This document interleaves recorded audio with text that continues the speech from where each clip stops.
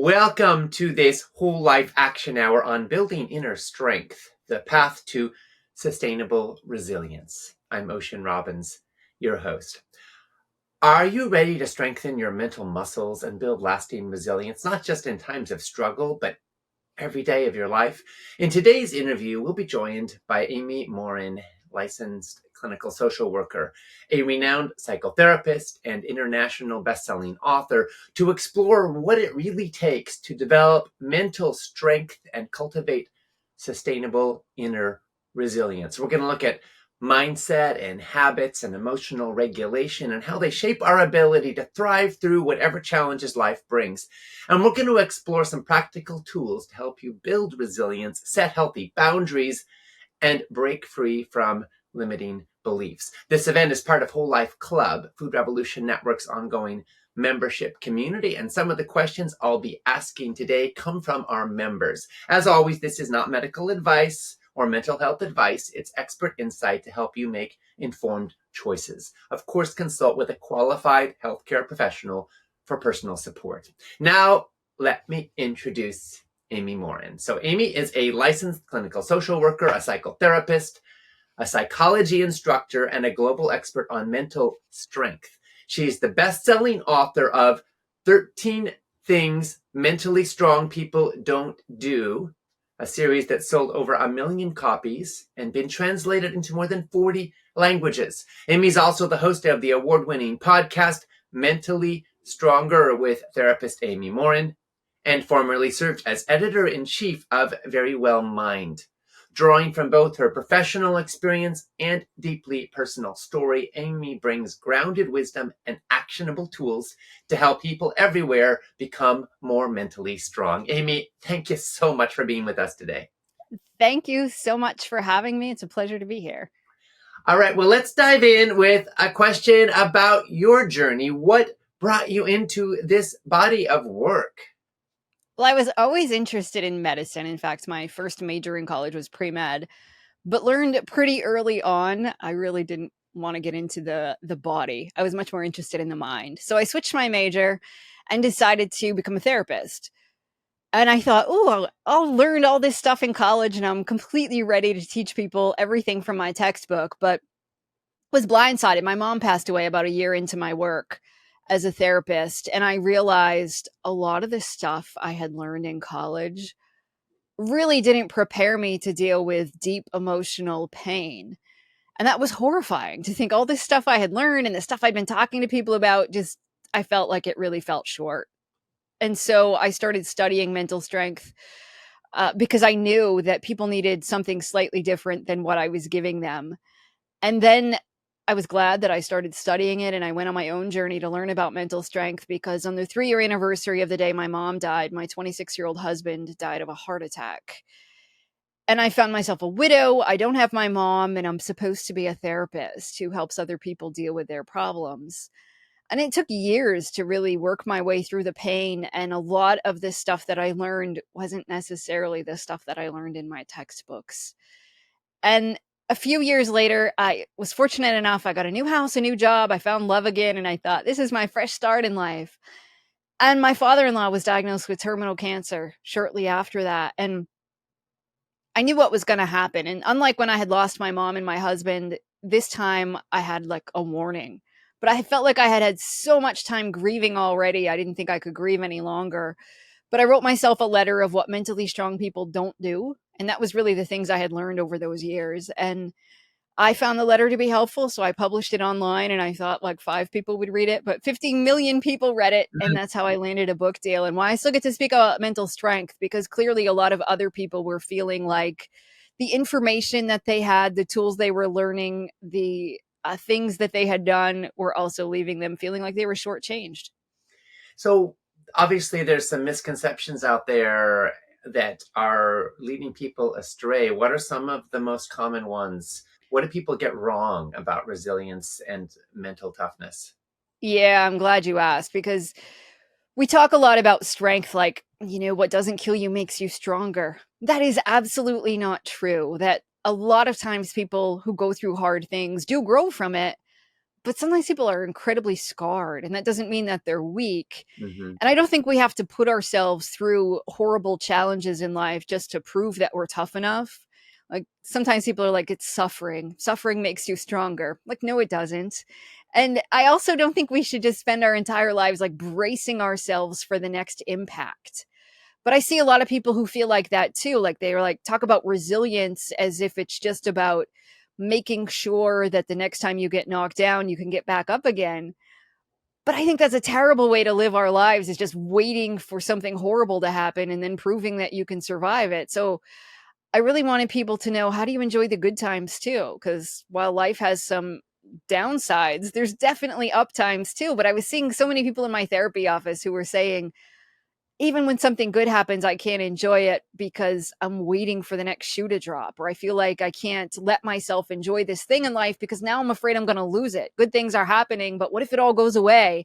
So I can't let down my guard, or I can't enjoy these good times because it might all disappear. So I really wanted people to know that you can live a really happy life and be mentally strong. You don't have to force yourself to suffer. You don't have to get up at 3 a.m. and do cold plunges and make yourself run triathlons and anything like that to prove how tough you are. Instead, real strength is about asking for help sometimes and acknowledging that you don't have all the answers. And sometimes it's about saying no to things rather than saying, yeah, I'm going to challenge myself. Even though I have a broken ankle, I'm still going to run a marathon next week. It's not about that. Sometimes this is about knowing, what are your values and how are you going to live according to your values, even when life is hard?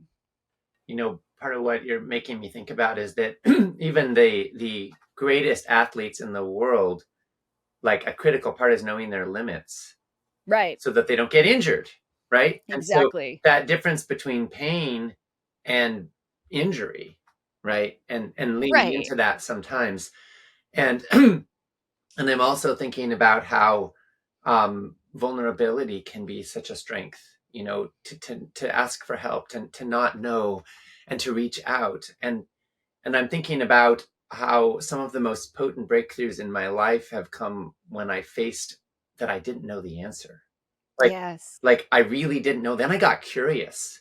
If I don't have the answer, if I don't know what to do, then I start to pay attention instead of filling in with my prior programming, my prior belief system. Sometimes big change rocks our world so deeply that the ways of doing things that got us here will not work anymore. And that can Correct. actually create evolution, ingenuity, creativity, learning that makes us a different person. Is that kind of aligned with what you're talking about right now? It definitely is, because when we start talking about mental strength, people often talk about mental toughness, and then they often start talking about Navy SEALs. And the skills and the tools that it takes to be a Navy SEAL are much different than the skills and the tools and resources that we need in real life. If you are on the combat field, obviously you're not going to turn around and talk to the person next to you and say, kind of afraid right now. Right? You have to shove Yeah. those emotions down. You have to push through. You have to say, never let them see you sweat. All of that stuff works really well on the battlefield. But once you're out of that crisis and you start living real life, as you say, it's important to be vulnerable, to ask for help, to tell somebody you're struggling, to admit to yourself that you're struggling. Sometimes people say, oh, like acknowledging that you're uncomfortable is a weakness. No, trying to ignore it and pretend it's not there is a weakness. It's a strength to be able to say, I'm kind of struggling right now and I can't do this by myself. It takes incredible strength to ask for help. Yeah. As we're doing this interview right now, my dad's dealing with some very debilitating and life-threatening health challenges. My mom is caring for him a great deal, and I see the strain of a caregiver who has to hold it together so much while also having so much grief to see her loved one suffering. And um, and there's moments when it seems like she can't afford to fall apart. She can't Yep. afford to even feel all of her feelings. She's just got to do the things that get through. Um, what are some strategies for people who are in moments like that, for obviously making it through tough times, but also not causing irreparable damage to parts of themselves that might feel scared or sad or hurting, and we don't want to create trauma on top of uh, loss. Any Oh, thoughts about such a that? good question, because there are times in life where we feel like we can't let our foot off the gas. You're caring for somebody. It's not like you can say, I need a vacation this week, so I'm just going to take some time off to practice some self-care, right? And even when people say that word self-care, they're often like, take a bubble bath. Well, when you've been caring for somebody 24/7 for weeks on end, a 20-minute bubble bath doesn't exactly then reset you to feel great. And so there are going to be periods in our lives where the goal is to just be in crisis mode, where you just push through. You don't have time in those moments to say, I'm really going to stop and process my feelings. Right. Might not be the time to go to therapy. Might not be the time to say, I'm going to worry about my healthier habits with eating, or I'm going to set a few things aside. But on the flip side, it's so important to have something so we still feel like I'm me. And it might be a ritual that you do every day. Maybe you light a candle and you do take a bubble bath at night, and you just have those few moments where you still feel like, yeah, here I am, and I'm still able to do something nice for myself. Yeah. Or maybe you still have a hobby that you find just a little bit of time for, or you do something. Sometimes people are like, no, I don't have time for a hobby, but I could at least color a picture while I eat my lunch and spend a few minutes just letting my mind go somewhere else for a little while. And during those times, it's often not the time to build mental strength. Sometimes people are worried about, I'm not doing enough for myself to become mentally stronger. But if we think about it like physical strength, if you have to pick up a really heavy box, lifting weights 2 minutes before you do it isn't going to get you there. So it's not the time to worry about how physically strong am I. It's about, how am I going to do this with what I have? Yeah. And to give yourself permission to just get through it. And then when life slows down a bit, when you're able to just take a breather, that's when you can reflect, reevaluate, and say, okay, now what am I going to work on, without beating yourself up for not doing all the things you think you should have done. Sometimes we think that we have to maintain this incredible routine while we're still doing something else. But sometimes you just got to shift gears and say, in this season of my life, I'm going to give myself permission to put some of these other things on the back seat just for now. I'm going to come back to them. And when this crisis is over, or when things shift a little, or even if this crisis becomes the new normal, sometimes people have a child that has incredible issues, and it's going to be a lifelong thing. So, okay, well then how are we going to shift from the crisis mode to then the more of the maintenance mode? How am I going to make sure I get the help that I need? And how am I going to make sure I can still carve this time out for myself sometimes? Yes. I'm thinking that in athletic pursuits, there are certain things I can think that will render me weaker. For example, it hurts. Why is this so hard? I can't do it. This is too much, right? Yep. Versus, I can do this. I've got this, visualizing success, all those kinds of things. What are some tricks for getting ourselves mentally prepared to do hard things? Ooh, I love that question, because you're absolutely right. And sometimes I'll do this demonstration with people in person. And basically, if I were to say, hey, hold out your arm to the side and resist on it while I push down, you'd probably be able to do that pretty easily. I can't push down on your arm. You're able to hold it out. But then if I said to you, say out loud 10 times, I'm a weak and worthless person, and you did that, I'd be able to push down on your arm. Try it with somebody sometime. But then if I say, okay, well, let's have you now say, I'm a strong and worthwhile person out loud 10 times, and we do that one more time, I can't push down on your arm. And it's this demonstration that shows that the words coming out of your mouth, your body will believe it. And then it makes it so. And that demonstration is one of the most powerful ways for me to prove it to people. Because often we think, well, I was just kidding when I said I'm a loser. Or when I said that thing about myself, well, it's kind of true. I'm not good at math. Well, I guarantee that the things you think and the things you say out loud become self-fulfilling prophecies. And to your point about athletes, well, we know that LeBron James doesn't step out onto the basketball court saying, I hope I don't embarrass myself tonight, right? Like, Yeah. it would be ridiculous. But how many of us have done that? You get up to give a presentation and you think, oh, I just hope I don't embarrass myself. Or if you're in sales and you think, I just don't want to have the lowest sales out of everybody. Well, it makes such a difference when our goal is to say, I'm going to get up there and I'm going to do my best. I'm going to crush this. I'm going to knock it out of the park, as compared to when we're playing to lose, where you think, oh, I just don't want to be the worst one out there. And so just to be more mindful of the thoughts that run through our heads and how often we put ourselves down, and how quick we are to magnify like a mistake or a shortcoming, or we interpret things like, oh, that person kind of looked at me like they didn't like what I said. I must have said something wrong. And then you replay it in your head over and over. So I think just being more mindful of how we're thinking, how that affects our performance, and then asking yourself, like, what would I say to my friend right now? It's one of the best ways to practice self compassion. So when you think, oh, I messed everything up, I totally blew it. If your friend said that, you wouldn't be like, you're right, you loser. You absolutely ruined your entire life from that one mistake. You'd probably be like, we all make mistakes. It's okay. It's probably not as bad as you think. Right. Get back out there tomorrow and do it again. And if we just gave ourselves that advice, it would go so much further. We know that self compassion is what helps us recover, it's what helps us do better. Yet we often beat ourselves up. We don't want to make a mistake. So when we do, we're so hard on ourselves, and that actually becomes a self fulfilling prophecy and we perform worse. Fascinating. I've often thought that quite the questions we ask ourselves are quite formative as well. So if the question is like, why does this always happen to me? Right. Like, why questions almost never go anywhere useful. But like, what possible good could come of this might be interesting, or how can I grow, or what's the best I can do, or, you know, how might this serve my life? Like, those kinds of questions are sometimes useful. Are there any key questions you encourage people to ask to help reframe victimhood into resourcefulness? Yeah. So, one to start with is just, do I need to solve the problem, or do I need to solve how I feel about the problem?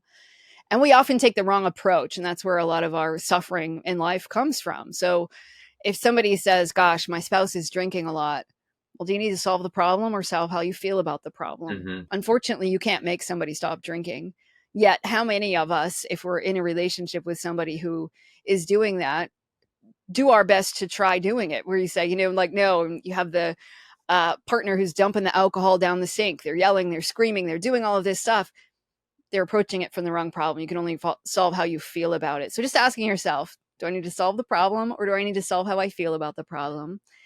And when you feel really stuck about something, one of my best strategies when somebody says, I'm hopeless, I'm helpless, is to just ask yourself, what could I do that would actually make this problem worse?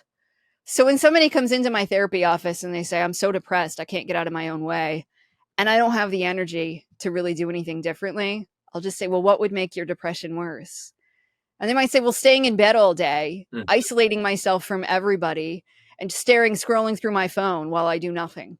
Okay, well, now we know what would make things worse. So how can you not do that with those things? Right. Because even if you can't necessarily like solve a problem, I guarantee you can at least avoid making something worse. And when we think of it in that terms, it at least gives us that idea of, I have some control over this situation and I'm not completely helpless. And I guess one more question I encourage people to ask themselves is, like, what's the toughest thing I've ever been through in my life and how did I get through it? Mm-hmm. Because we often forget about the inner strength and the resilience that we have. But I guarantee you've been through something hard in your life. Maybe it was something when you were 7, maybe it was something last week, but you've been through a tough time that you probably would have doubted you could have made it through, but here you are. And if you just look back and say, you know what, that was tough. Might be when you lost your grandmother, or when you didn't get the job you wanted to, whatever it was, like, what got you through that? Mm-hmm. Well, that can get you through whatever it is that you're facing right now, too. A lot of us in formative experiences in lives, especially traumatic ones, develop strategies for coping or surviving, and then continue in intense moments to resuscitate those same strategies. And sometimes they're brilliant, or sometimes they were brilliant for the resources we had available then, but something more is possible now. How do we? How do you help people to identify those patterns that they're using, and to decide if they serve them best now, or if something more or smarter might be available now that they might not be aware of because the grooves get so deep? Ooh, another great question. A couple of things that can help. Again, you're absolutely right. The things that helped us survive when we were kids, or the things that helped us get through a unhealthy relationship in the past, might have been wonderful survival skills. I work with a lot of foster children. I was a foster parent for a long time, and the skills that kids develop to get through life are incredible. However, at the age of 30, a lot of those same skills turn out to be liabilities and get you in trouble, because when you do those things at work or you do those things in a relationship, it doesn't work out so well. So it's all about identifying the habits that we have, our patterns. I'm a big fan of writing things down. And usually, if even if it's just for 1 week, where you kind of take an inventory of what is it I think. A lot of our thoughts are repetitive over and over again. And then what is it that I do, and how is it that I'm feeling? And when we really examine that loop of our thoughts, feelings, and behavior, we get a lot of insight. So it might be every time I'm bored, I text an ex who isn't good for me because I feel bored and lonely. And then when I get insulted by my ex, then I feel worse. And then, like, what happens? Like, what's that feedback loop? And one of the best ways to do that sometimes is to just get it on a piece of paper. Just take out a piece of paper and start tracking. Like, Monday, what was going on? What did I do? How did I feel? What happened? And getting a better idea about it. And once you know, okay, there is something that I do that isn't healthy. Maybe somebody says, after a stressful day, I reach for alcohol. So, and I don't want to keep doing that. So then the strategy is to, when you're tempted to reach for alcohol, don't do it for a minute. And you just say, well, how do I feel right now? And it might be lonely. It might be bored. Maybe it's anxious. And then just take a minute and say, when did I first feel this way? Maybe it was when you were 7 and you got made fun of on the school bus, or maybe it was when your parents got divorced when you were 10. But just really tracing that emotional thread back to, when did this start? And then how did I learn this strategy? And then to figure out, okay, well, if this is the strategy, this is what I'm trying to soothe right now with this thing, what's an alternative I could try? Maybe I'm going to go for a walk around the block instead, or I'm going to call somebody and talk about something pleasant for a while. But just experimenting with different things to say, how am I still going to get this need met? Because even a habit that, say, is bad for our health, there's a reason why we're doing it. It's meeting some kind of need in our lives. We don't do these things over and over again just for the fun of it. It's helping us in some way. So you just want to then say, well, what's another strategy I could use to try to get that need met that wouldn't have those negative consequences too? Yeah, thank you. Um, Are there any habits when we're not in crisis or distress that we can practice? The best time to repair a roof is when the sun is shining, not when it's pouring rain. So, when we have a little more capacity, what are some things we can do that can help prepare us for tough moments? Ooh, yeah, absolutely. And that's a great analogy about the roof, because you're absolutely right. So, some things that I always will encourage people to incorporate in their everyday life. One would be gratitude. We talk about gratitude all the time. It's kind of overused, and people will be like, I'm not really into the whole gratitude journaling thing. Well, one of my favorite strategies for gratitude is a 2-minute gratitude flash. Set the timer on your phone for 2 minutes, take out a piece of paper, write down everything you're grateful for in 2 minutes, and just watch what happens when you do that. And we know from the research that people who practice gratitude regularly appreciate everything from 15% more happiness in life to better relationships. People live longer when they practice gratitude. The quality of their sleep gets better if you write in a gratitude journal before you go to bed. Not only will you sleep longer and stay asleep, but the quality of what sleep you have is better. So you wake up feeling more refreshed. I don't know anybody who doesn't want that in their lives. So incorporating more gratitude into everyday life is an incredible strategy. Another one is to just challenge our negative thoughts. When your brain says, ooh, don't do that, take a minute and say, like, what's the evidence I should do this? Mhm. And sometimes just proving your brain wrong is one of the most powerful things you can do. So if your brain tells you, I can't do one more push up, try to do 2 more and just watch what happens. And when you do that, after a while, your brain shifts and you can rewire it to start to see you as a more capable and competent person. And it might be you just speak up once in a meeting, or you try to negotiate with somebody, or you just, I'm going to go try this new group that I've never attended before. And your brain's saying, no, stay home. No, I'm going to try it anyway.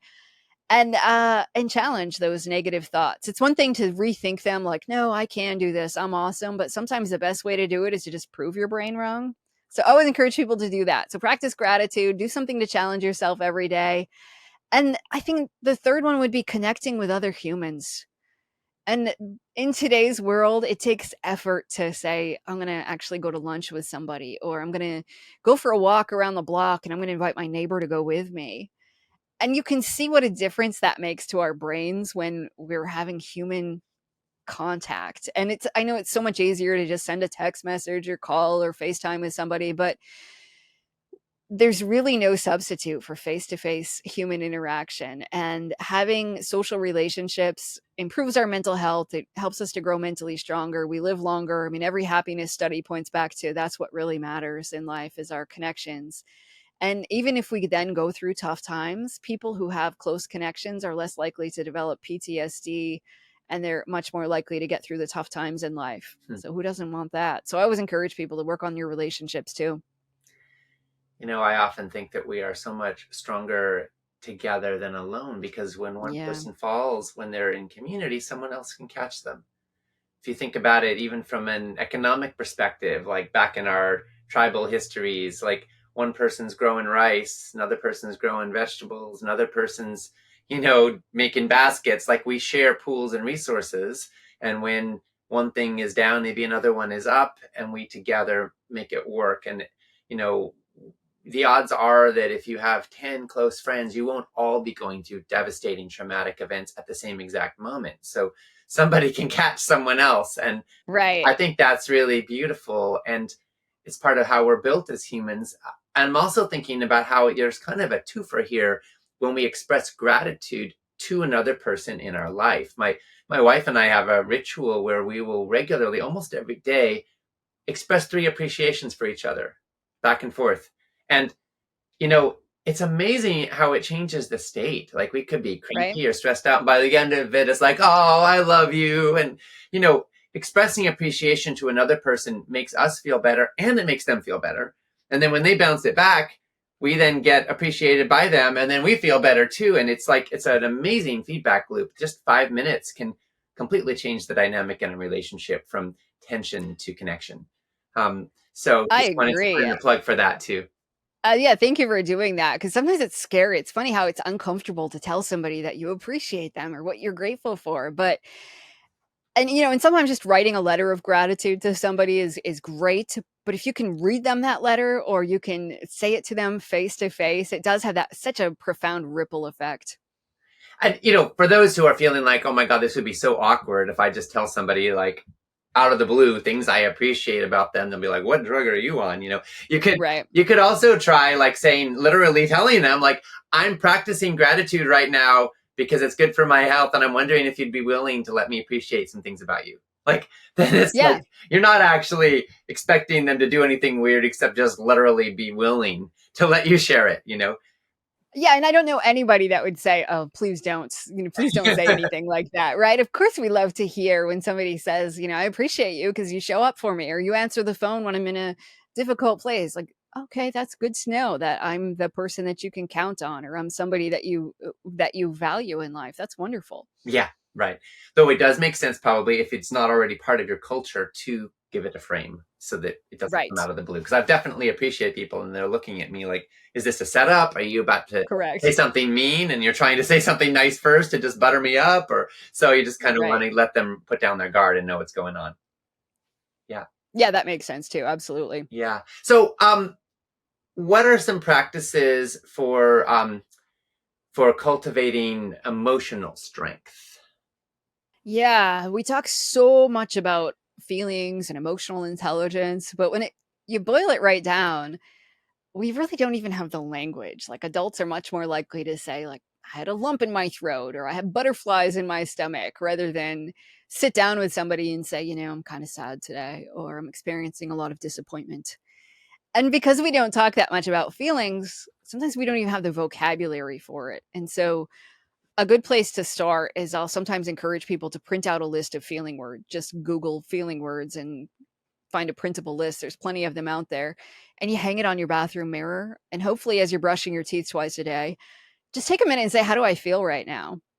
And there's a lot of research that shows just putting a name to your emotion takes a lot of the sting out of it. So if I can say, ooh, I woke up feeling kind of sad today, it helps my brain and my body make sense of what's going on. And then I actually feel a little bit less sad just by naming it. Name it to tame it. We talk about this all the time in the therapy office, but it's really powerful. Yeah. But in order to get in the habit of doing it, sometimes you need that feeling list so you can say, yeah, how am I feeling right now? And check in with yourself regularly. Most of us don't really do that. So naming your emotion is really powerful, but then a next step is to then say, is this my friend or my enemy?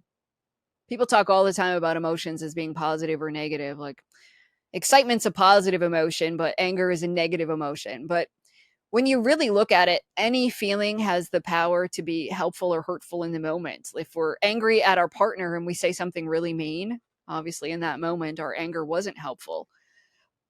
But if you see some sort of social injustice, sometimes anger gives you courage and you Mhm. can speak up for somebody. You do things that you never thought you could do because you're angry. So sometimes it's helpful.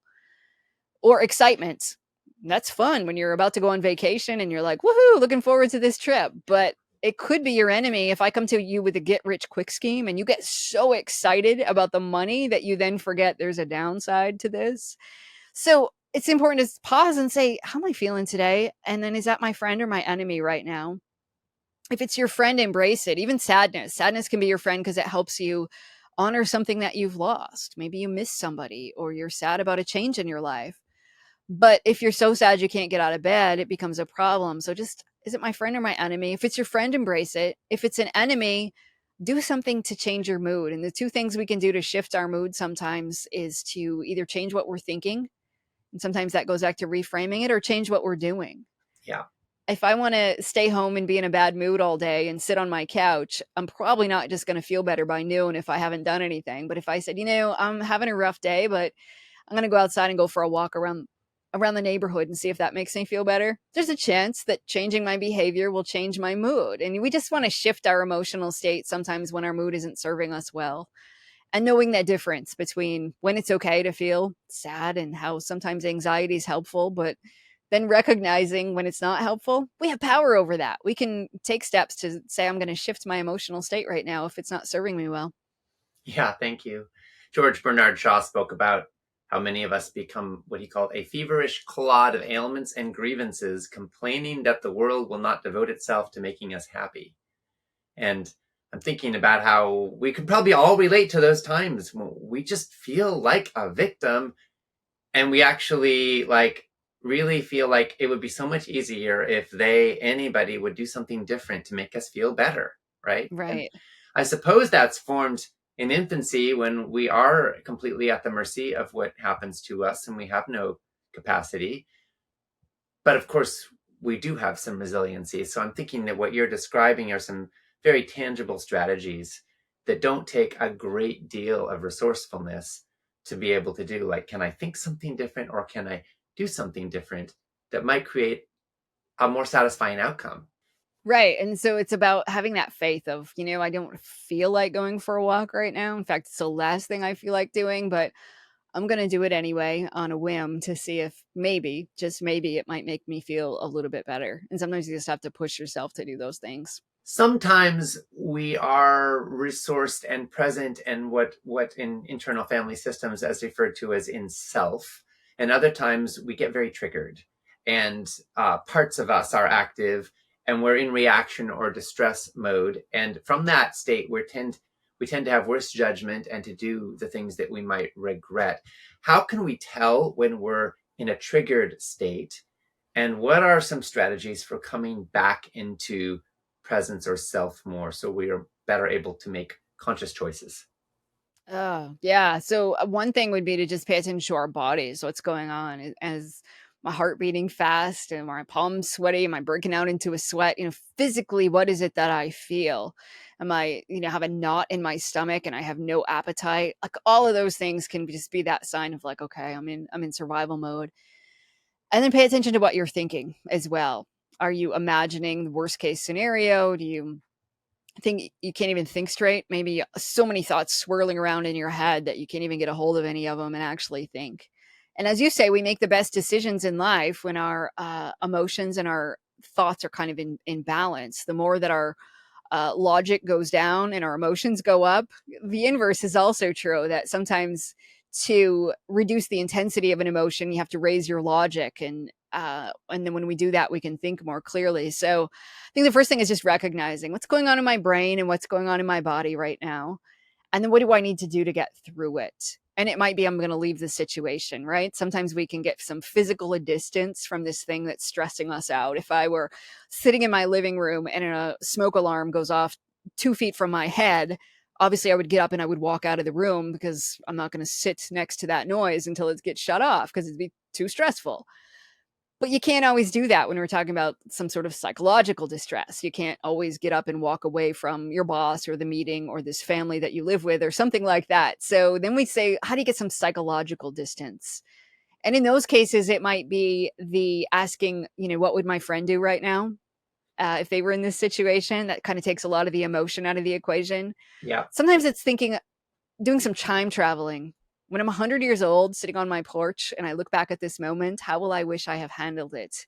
And that can give you a little bit of distance from the problem too, so that you don't feel like you are just sitting next to that blaring smoke alarm, but to say, how do I get some distance, to think about it from a little bit different of an angle. So it might be, how would my friend handle this situation, or how would I hoped I would have handled the situation when I'm looking back over my life? And those two things can give you the psychological distance you need to just handle it in the moment until you can physically get out of a situation that's keeping you in that mode. Thank you. Super helpful. I want to turn now to some questions we've gotten from our Whole Life Club members. Kathy said, I know what I should do to have a healthy lifestyle, but I have trouble sticking to a schedule for meals, sleep, exercise, obligations, etc. I also tend to binge eat unhealthy foods after a few days of eating what I know is good for me and makes me feel good. I also think I hide by binge watching TV at times. Any helpful suggestions would be appreciated. I'm too old for this kind of drama. I just want to feel good and get my healthy, energetic, enthusiastic, confident, and creative self back to what I felt like in the past. Thanks for any input. Start small. If you try to overhaul your life tomorrow, it's not sustainable over the long term. This is why New Year's resolutions tend to go out the window. So I would start small. Maybe you say, my goal for right now is just, I'm going to go for a 20-minute walk every day. We know that we're much more likely to stick to habits when we track them somehow. So when they have done studies on this, with somebody who puts an X on the calendar on the day that they meet their goal, then they're much more likely to stick with that goal. So get yourself a calendar, a habit tracker, something on your phone, whatever it is that just says, here's my goal. Make it small. Start with one thing. Mark it on the calendar when you do it. And then when you do something that you didn't want to do, you binge watch TV or you binge on some food, what are you going to do to recover from that? Sometimes we think, well, I blew it, and then we give up and it all goes out the window. Or you can say, all right, I've learned from this, and this is what I'm going to do tomorrow to do things differently. Whether it's that you, next time you feel like doing something that's not good for you, you have an alternative plan in place. You plan ahead for what you can do. Know what the triggers are too. Is it when you're bored and lonely, or late at night when you can't sleep? Like, what is it that's causing it? And then plan ahead for some alternative strategies that you can try. Thank you so much. Brilliant. I'm thinking also, when you talked about tracking, about for people who feel like they go for a few days and then they slip, one of the really cool things is to have some way of tracking a streak for how many Yeah. consecutive days you've done something. I have a friend who just proudly told me they've done their Duolingo language learning app 1,047 days in a row, and they're very proud of that streak. Right. And my goodness, they're going to prioritize. They're going backpacking and they're taking it with them on their phone, right? So that they don't lose their streak. So I think that can be really potent when we have that momentum. It creates positive momentum rather than the story that, oh, it's been a few days, so I'm going to slide, which can become its own pattern. Right. Take that example of somebody, your friend who's doing this. Well, if I set out and I just said, you know what, I think this is the year I'm going to learn a new language. I'm not going to learn a new language. But if I say my goal is to use an app and I'm going to use it for 10 minutes every day, right, suddenly it becomes much more concrete and doable. And then especially if I really enjoy those rewards of like knowing how many days I've done something in a row. And that's why most of these apps these days, have virtual rewards and coins, and it'll tell you that, because it knows that our brains crave that. We want to keep going. Once we see some progress, we want to keep it up. Yes, thank you. Jessenice said, I'm 65 and still need to know how to set boundaries and let go of self-limited beliefs that are impacting my professional life. I feel like I'm not good enough or know enough to be able to transition to a different career path. So there's a lot of questions There's a tied into lot in that there. one There's about question, isn't there? boundaries, and then there's sort of self-limiting beliefs and how to cultivate, I guess it would be confidence to be able to transition to a more fulfilling direction in life. So then something that you might do, I think, to answer all of those at once would be to say, if I had better self-worth, what would I be doing right now? And then you act like that person who has high self-worth. So that might be saying, I'm going to set some boundaries. And if you have trouble saying no to your cousin who asked to borrow money, or you have trouble setting boundaries with work, so you aren't working until 10 p.m., whatever it is, but you say, if I had high self-worth, what would I be doing right now? Or if I felt like a confident person, what would I do? And then you act like that person. So sometimes people will say, when I walk into a room, I just feel like I don't belong. Well, act like you belong. Act like as if you felt confident. And when you change your behavior first, the feelings often follow, as does your brain. It will take your brain a bit to catch up. So if you said, I'm going to act like somebody who has a lot of self respect, it will take a while for your brain to then say, oh, I am somebody who has self respect. But you probably aren't going to talk yourself into that. If at your age you're thinking, I'm a good person, you might not feel it in down to your bones. Right. And until you really feel it, it's going to be hard to convince yourself that that's true. So I would say, don't just try to talk yourself into feeling that way. Act as if you felt that way already, and then just watch what happens. It's one of my favorite. It seems so simple, but it's one of my favorite strategies is to say, start acting like the person you want to become, and you will become that person in a fairly short period of time. It's amazing how our brains will catch up to our behavior eventually. One of the things I've been reflecting on is that I want an accurate self-assessment. Mm, Like, I'm not interested in a self-assessment that's continually belittling my capacities and failing to see what I'm capable of, but I also don't want to tell myself lies. I'm the right, greatest brain surgeon in the world. Like, no, I'm right. not.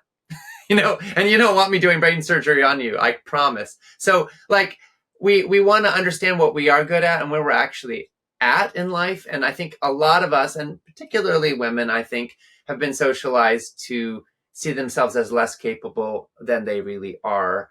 But part of what because there's a part of me that is really afraid that I will have grandiosity take hold and think I can do something I can't and fail. And that's no good to anybody. So I actually want accurate self-assessment. I think that's something that a lot of people can get behind when they actually look at it. Like, how do I actually know what I'm good at and see myself clearly? Yeah, there's so much out there about just think positive, right? Like you should just be filled with confidence about everything. But being overly confident is just as detrimental as not having enough confidence, right? If you think, oh, there's a test next week, no problem, I'm going to ace this. Well, then you don't study. And then when you don't put in the work, you struggle. So, Right? again, I think a lot of it's about trial and error. You really don't know what you're capable of doing until you attempt it. And we get feedback all along the way. Sometimes we don't want to hear that feedback. We don't want to notice, what other people say or how we're doing along the way. But if you're really open to it, one of the best ways is to just kind of test it. Yeah. I don't know. Am I good at tennis? I don't really play tennis, but if I really wanted to know if I was good at tennis, the best way to do it is to say, I'm going to start playing tennis, or I'm going to try these new things in my life, and then just be open to what happens and learning and figuring out as humbly as possible, like, what could I be doing better? Thank you. Linda said, how do I silence the nonstop voice in my head? It's hard to pray, meditate, and even fall asleep. Sleep is the worst one. When it comes to that inner critic or that voice in our head that puts us down, the truth is you're not going to silence it. And the more that you try to silence it, the worse it becomes. And this is a demonstration I'll do with people sometimes too to prove this point, where I'll say, I'm going to give you 60 seconds and I want you to think about white bears. Like white bears, white bears, white bears. Mm-hmm. Done. 60 seconds, people think about the white bears. Then I'll say, now I'm going to give you 60 more seconds. Think about anything you want, but whatever you do, don't think about white bears. Set the timer for 60 seconds. And then when they come back for the third time, I say, okay, now I'm going to give you a strategy. I'm going to have you write the alphabet with your non-dominant hand for 60 seconds. Ready, go. Mm-hmm. And then at the end of that, I'll ask people, when I told you not to think about white bears, did you? And of course, everybody says, yeah, I was thinking about lunch and all of a sudden this white bear popped up. And then I'll say, well, how about when you were writing the alphabet with your non-dominant hand? And they'll say, actually, I forgot about the white bear. Yeah. And that's because the more we try to suppress thoughts, the more they pop up into our heads. So if you tell yourself, hey, stop putting yourself down, don't do that, the more it's probably going to happen. Mm-hmm. So rather than put that voice down, you can actually befriend it. Like you can decide, all right, this is checklist Charlie who just always wants to go through everything 17 times, and that's why I keep reframing it. Or this is mean Margaret who's always calling me names. But just recognize that voice isn't you, and you're separate from that voice. You're the person who gets to decide if you listen to that voice, but you don't have to.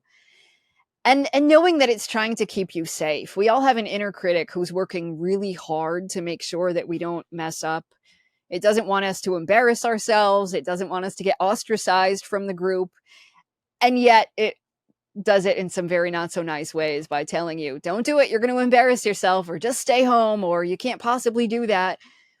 And so you don't have to listen to it. And the more that you just kind of let that voice be the thing that goes on in the background, and you say, yeah, well, thanks for your input, but I'm going to go do this thing anyway. And you just go do it. After a while, that voice gets a little bit quieter.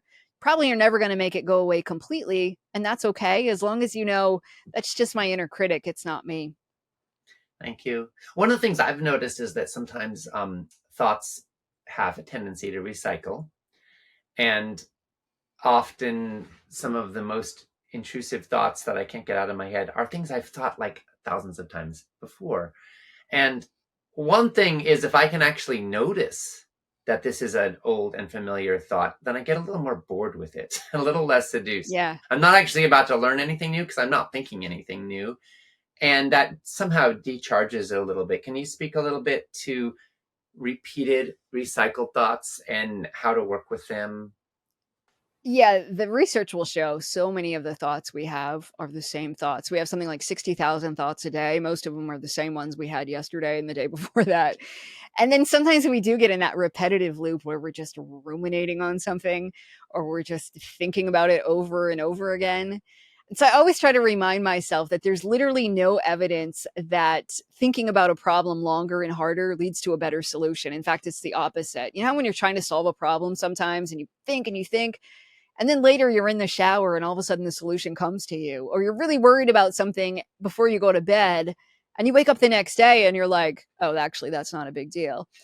And that's because our brain is good at working through things in the background a lot of times. But we think if we aren't thinking about it, then somehow, we're not doing our part. But you don't have to sit and think longer or harder, or it doesn't do us any good to replay a mistake that we made, like a movie in our head, or to keep ruminating on things. So just catching it, like you said, just noticing, okay, I'm ruminating. Am I dwelling on the problem or finding a solution? If you're dwelling on the problem, that's not helpful. So sometimes a strategy is to just change the channel in your brain. Again, if you say, oh, just don't think about that, sometimes it gets stuck and you keep thinking about it. But if you say, you know what, I'm going to organize my desk for 5 minutes, sometimes then you don't think about it quite as much. But there's also research that shows if you schedule time to worry, and it's about 15 or 20 minutes a day, you can contain your worrying. And the people that I've worked with who have done this, it'll take a couple of weeks, but by about the third week, they will look like the weight of the world has been lifted off of their shoulders. I had a woman who said to me, I can now concentrate on what's going on in front of me. I spent my entire life always worried about what was going to happen next or replaying what was going to happen before. But she put it in her calendar to worry for 20 minutes every evening. And anytime she found herself replaying, rehashing, ruminating outside of that, she'd just say, it's not time to worry yet. I'm going to worry about that later. And there's studies that have been done on this that shows as long as you give your brain permission to worry about something, it will then say, okay, then I'm not going to keep badgering about that right now because I trust you that I can worry about this later. And your brain wants to worry. It wants you to be prepared for the worst case scenarios. It wants you to be reminded of the time that you messed up so you don't do it again. So just give your brain permission to do it, but make it clear I'm in charge and you're only going to get 20 minutes a day. When your worry time comes around, you sit and worry your little heart out for 20 minutes, but set the timer. And when it's done, get up and go do something else. And when people try that, again, it takes, the first week they're like, oh, I just have to keep reminding myself all day long. It's not time to worry yet. But you can literally train your brain so that you don't end up just getting bogged down with all those same thoughts over and over again if you stick to it. That's so interesting. And it sort of reminds me of turning a lock, and sometimes you have to go the other way to go the way you want to go because you get Yeah. stuck. And Yeah. it seems like so often we get stuck trying to be a good person, trying not to worry when we actually give a space do the opposite. It like frees us up. It creates Right. room. I actually was working with my chiropractor at one point, and I was like stuck. I couldn't get my neck all the way to the side. So he actually had me create a situation where I was trying to forcibly like push my neck back, right? I was like holding it like this, trying to get it to go back, and that, and then I let go, and then I could go further. Because like the resistance, like playing Yeah. out the resistance actually gave room to relax. So anyway, it's a Interesting. fascinating life principle that I think shows up in our bodies and in our psyches. Terry said, I have a question about self-sabotage and how to stop setting myself up to fail. So I am fascinated by the concept of self-sabotage, because if we look at it, we all do this sometimes. And so it comes out in different forms. Sometimes it's our perfectionism that gets in the way, where like, I have this report done, but I don't dare hit the send button because what if it's not perfect? Or sometimes it's that fear of, it's not the fear of success, but it's the fear of doing and trying our hardest and still not being good enough. So let's say an athlete is gonna has a race coming up, so they might eat a whole pizza or stay up all night the night before, just because they know, well, then when I don't win, I have an excuse for why I didn't win. Mm-hmm. And sabotage often comes from that idea of like, I need an excuse about why I didn't win. And You're as a long as we failure. Yeah. right. So as long as we feel like, there's something else in the way, and then we put that barrier there, and then we feel better when that barrier happens because we think, well, that's not my I fault. didn't really try. It wasn't really my best. So then we didn't fail. Correct. And so sometimes it's about looking at that, like, well, what would it mean if I did my best and it still wasn't good enough? Would I then chalk my life up to being a failure? Would I then feel like there's no sense in moving on? Would I feel horrible? Is it just embarrassing? So really examining that, like, ugh, and and then taking a look at those barriers we put in our way on purpose, just to then say, I didn't pass the test because I stayed up all night. Like, we know this with college students, and sometimes final exam weeks, they're more likely to go out and party, just so that if they don't pass, they can then blame it on partying the night before rather than saying I wasn't smart enough. And so it's such a fascinating thing that we all do sometimes, and we don't even realize, like, nobody consciously says I'm going to do this on purpose, yet we all do it in some very strange ways. So I love taking a step back sometimes and just saying, what is it that I'm doing, and why am I doing it? Like, what is it that I'm afraid of? And when we look at our fears, you can usually start to uncover, like, what would that mean about me if I didn't do this? And then what would that mean? Maybe it means I'm not a good enough person. And if that means maybe I have wasted years of my life trying this thing and it's not going to work out anyway. And then just really uncovers some of our values and our deeper rooted fears. Yeah. Thank you. And then from there, we get to the question of like, what then when you uncover them, what do you do with that knowledge? Do you just sort of say, okay, now that I know what I'm afraid of, it's not so scary? Or like, how is that helpful? Yeah, so I think it's then about knowing, like, is that actually true? Like, if I am the kind of person who's 10 minutes late sometimes, does that mean I'm a bad friend? And then if I'm a bad friend, I'm worthless and useless. And a lot of the fears really boil down to that fear of I'm worthless, I'm not good enough, I'm unlovable. And none of those things are true. As human beings, we all have something to give. And just trusting that no matter what these fears are you've carried around and how they play out, and the rules that we all make for ourselves, like if I'm always the person who answers the phone at 2 a.m., then somehow I'm a good enough person. And the things that we try to do to prove our worth, and then those fears of, but if I don't do this, I'm not good enough. And just recognizing that sometimes goes a long way toward helping us say, I don't have to do this in order to be a good person. I'm good enough as I am, or I'm good enough anyway. Yeah, thank you.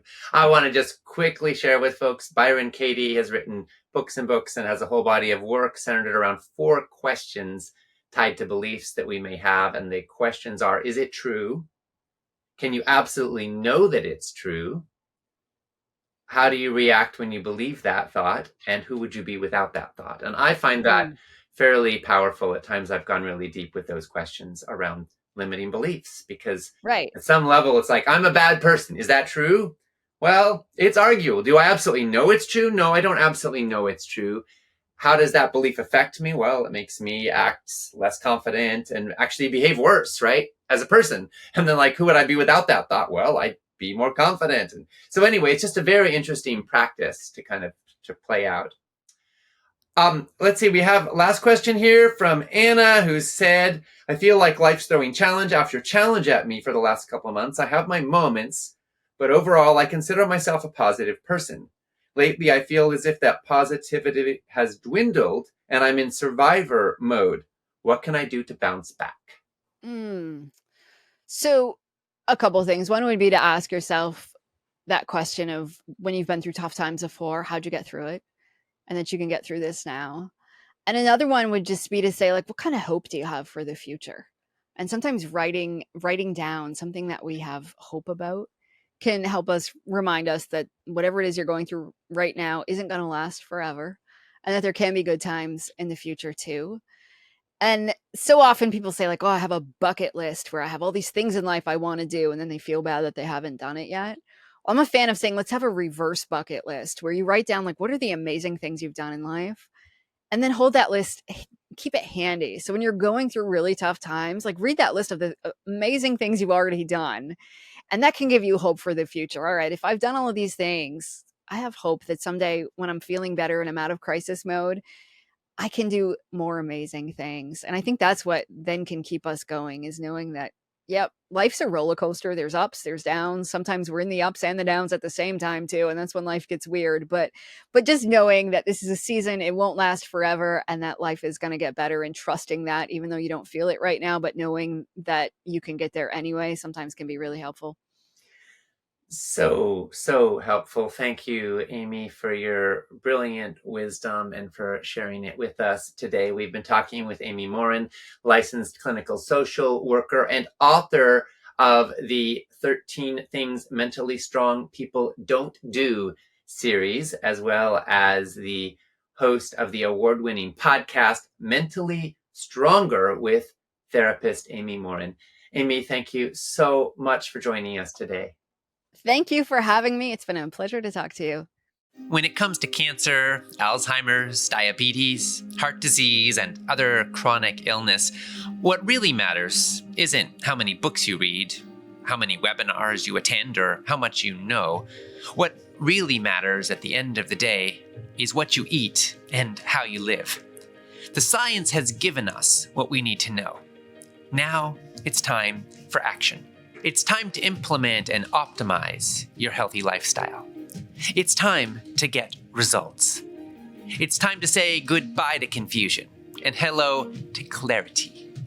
It's time to say goodbye to bad habits and hello to good ones. It's time to fall in love with foods that love you back. It's time to join a community that will support you in achieving your goals. It's time for Whole Life Club.